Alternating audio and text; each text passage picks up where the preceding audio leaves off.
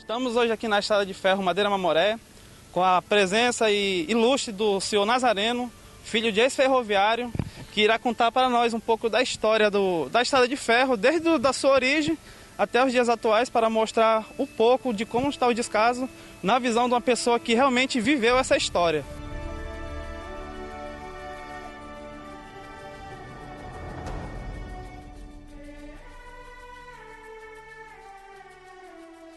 Seu Nazareno, conta para nós um pouco como foi a chegada da sua família e a sua participação da construção até hoje na Estrada de Ferro. Foi há muito, na época que vieram para fazer do tempo de contrato de Petrópolis, né? O Petrópolis foi chamado os imigrantes para poder ficar numa Mata Verde ainda.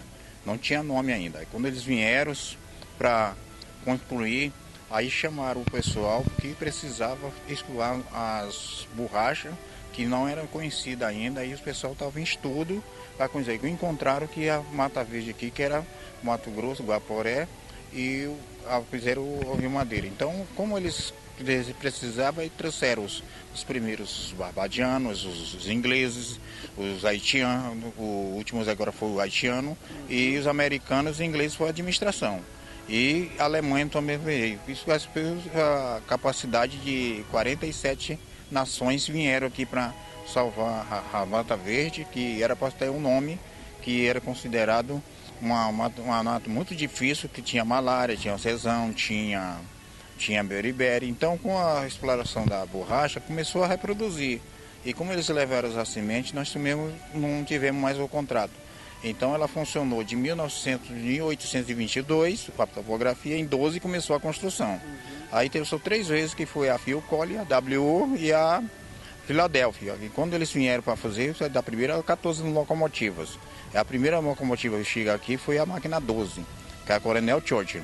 Ela é modelo Tinelli, e em 1917 ela já estava em atividade para poder operar e já vir para cá.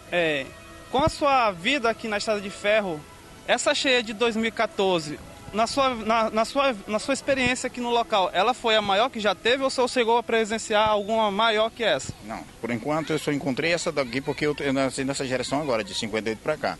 Então a primeira que eu estou vendo é essa aqui. Diz que teve outra, mas eu não cheguei a ver. Eu estou vendo a presença dessa aqui, 2014. Ela começou lá em fevereiro, já está começando a encher, aí ela passou até mês de junho, e ela chegou, ainda tinha um pouco d'água ainda. Tem algum fato que o senhor possa relatar assim, que mais me marcou aqui na vida sua aqui na Estrada de Ferro? Foi daqui quando eu fui de Porto Velho a Guajaré, que saí daqui na locomotiva para chegar em Abonã, parava primeiro, passava 2 dias, e Vila Nova, e Guajará-Mirim, e o Iata, que nós tínhamos os aldeias de índio, que era um índio lá dos Caripuna. E depois teve uns índios que atacavam as pessoas quando trabalhavam na Estrada de Ferro. E a Candelária ainda tinha uns, mas era mais civilizado. Já era os carintianos. O senhor pode falar assim um pouco da trajetória da vinda da sua família aqui para Rondônia, no caso na época da construção da estrada? Que ele chegou aqui, era muita dificuldade para chegar aqui, para você comprar um objeto. Era na lamparina, chegava toda hora para acender as luzes, as porongas, os caminhos, era caminho varador, não tinha rua. Então a coisa que foi era a Estrada de Ferro Madeira que dava acesso, que era a leiturina automotriz, que tinha uma automotriz e tem a leiturina, e tinha uma Buda, que tinham 3 administrações, uma brasileira, americana e uma boliviana. Aí esses aí eram os andaços grandes, que tinha Getúlio Vargas, as turmas de alto nível, que eram os Teixeira. Aí depois, nesse caso, ficou um turismo. Aí tinha a cegonha, tinha um tróleo e tinha o carrinho de guarda-freio, que é para localizar o fio do Marechal Rondon, que era a localização para fazer a comunicação, que era um magnético, ele rodava para poder ligar o telefone. Que na época tem as torres do Marechal Rondon, que foi homenagem a ele agora, que ele era coisa. E o Aloysio Ferreira também tentou também. A Estrada de Ferro estava na mão deles para a Estrada de Ferro. Cada uma locomotiva com uma capacidade de 70 toneladas tinha que ter muito bem feito, e todo tempo observando a Estrada de Ferro, a linha 366 quilômetros, de Guajará a Porto Velho. Quero saber o que ele acha da atual situação e qual a visão dele daquilo que pode ser feito para mudar essa realidade de hoje. Hoje tem que ser uma tecnologia mais moderna e uma consciência mais firme, e fazer firme e não abandonar, porque senão acaba a história. A única história que veio de todos os países foi para o estado de Rondônia. E hoje nós lutamos pelas locomotivas porque não existe mais, e o único que tem lugar é o estado de Rondônia, tem a Estação da Luz, tem Minas e tem os Estados Unidos e os países têm. Mas que os Estados Unidos e a Inglaterra ainda lutam por isso aí. Que agora tem uma firma aqui da China que está lutando pelo Brasil para fazer uma locomotiva. Mas já moderna, já é a diesel, elétrica e trem-bala, já no Japão, já é a tecnologia moderna. Então essa daí podia ser também. Mas depende dos órgãos que vai competir para fazer o turismo. Fazendo o turismo já é o suficiente para fazer. Que temos aí os 7,3 km para poder fazer esse turismo e está em dias e tem que botar para cima para fazer. Porque tecnologia moderna tem, maquinário moderno, naquele tempo não tinha, tudo era manual. Hoje tem, faz tudo. O computador tem, hoje tem máquina calculadora, método, tem máquina na área. Hoje não precisa mais fazer aquela dificuldade para tirar a seringa. Hoje tem uma maquinário que tira a soja, a planta, tudinho. Dormente, a madeira já tem a medida, tem o peso para fazer força. Naquele tempo não era tudo manual, escravidão, tudo. De cada cidade que vivia das pessoas, era um dormente uma vida, porque eles não tinham noção de enterrar, a gente ficava do lado. Aquele para não atrasar o serviço, ia embora. Se morresse toda a gente naquele tempo, não construía. Então não foi tanto assim também, não. Seu Nazareno, o senhor é natural, o seu pai é natural de Granada, não é isso? O senhor já na época que vieram muitas pessoas para cá, o senhor conheceu pessoas de que nacionalidades? Quase todas as nacionalidades da Equador, Estados Unidos, Inglaterra, do Big Ben, a jornalista, da Cuba, Bolívia, haitiano, Guatemala, Argentina, que eu acabei de falar, e Tchecoslováquia, Belga, e China e Japão. E Coreia. Inclusive, essas locomotivas são todas de fora, né? São de fora. Elas são americanas, tem tem a americana e tem a alemã. E teve outro modelo, teve 24 locomotivas. Só que na construção foi da primeira a 14 a máquina. Tá? As locomotivas que teve na atividade da Estrada de Ferro Madeira. Depois as outras vieram depois. Aí depois vieram mais chamadas com mais contratos de gente para salvar a Estrada de Ferro Madeira, que era uma mata verde de muita riqueza, que tinha muitas cachoeiras, umas 20 cachoeiras tinha, era dificuldade. As primeiras pessoas que vieram, eles vieram por cima da cachoeira e não tiveram noção, morreu o pessoal da Grécia, do grego. Únicos que ficaram um pouco fora.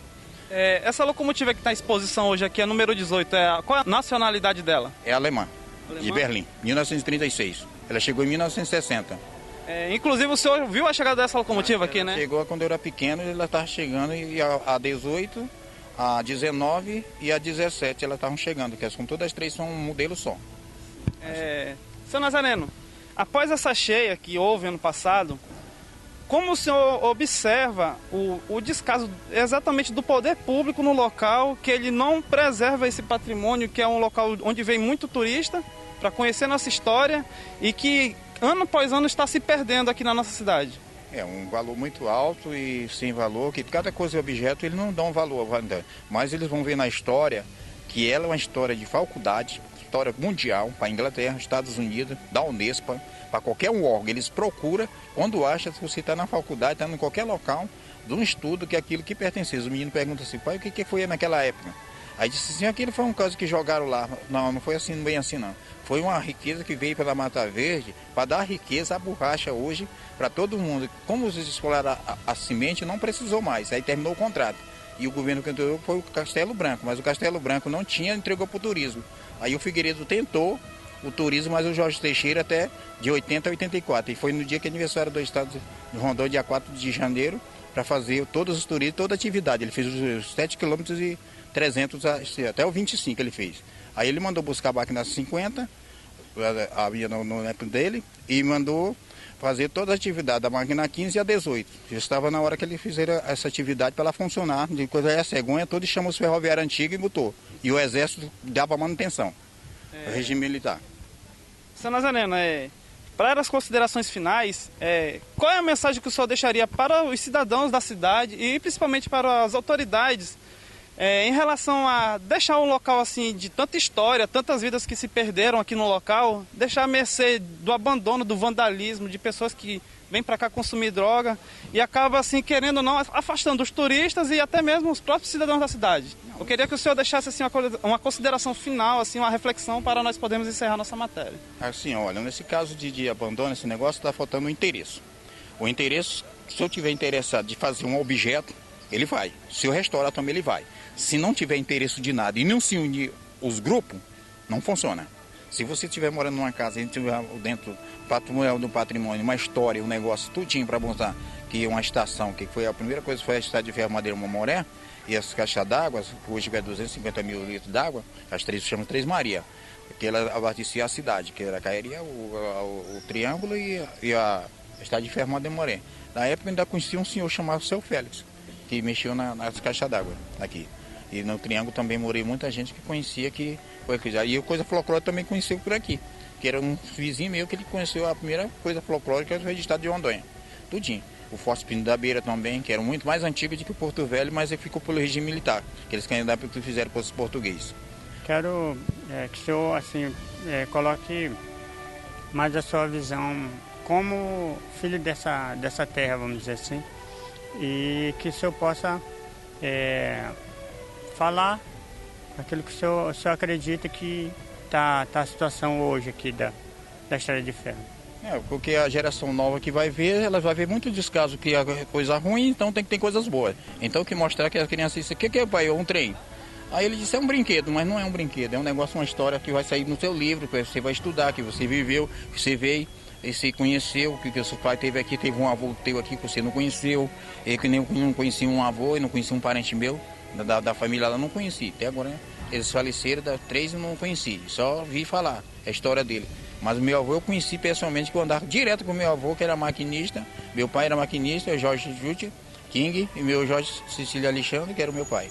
E o Chico Preto Antônio de Araújo era meu avô. Eram os dois me levavam todo campo, por isso que eu conhecia toda a Estrada de Ferro. Quando ele ia a máquina, ele me levava, conhecia todas o material das locomotivas por causa disso. Escondido, mas ia, porque não era obrigado naquele tempo, regime militar, não podia ver que ela ia acompanhar. Bom, essa hoje foi a nossa reportagem aqui na Estrada de Ferro, para mostrar um pouco e conhecer também um pouco da história da Estrada de Ferro, desse patrimônio histórico, com um senhor que vivenciou e ainda continua vivenciando a situação que se encontra na nossa Estrada de Ferro Madeira Mamoré. Até a próxima e um bom dia.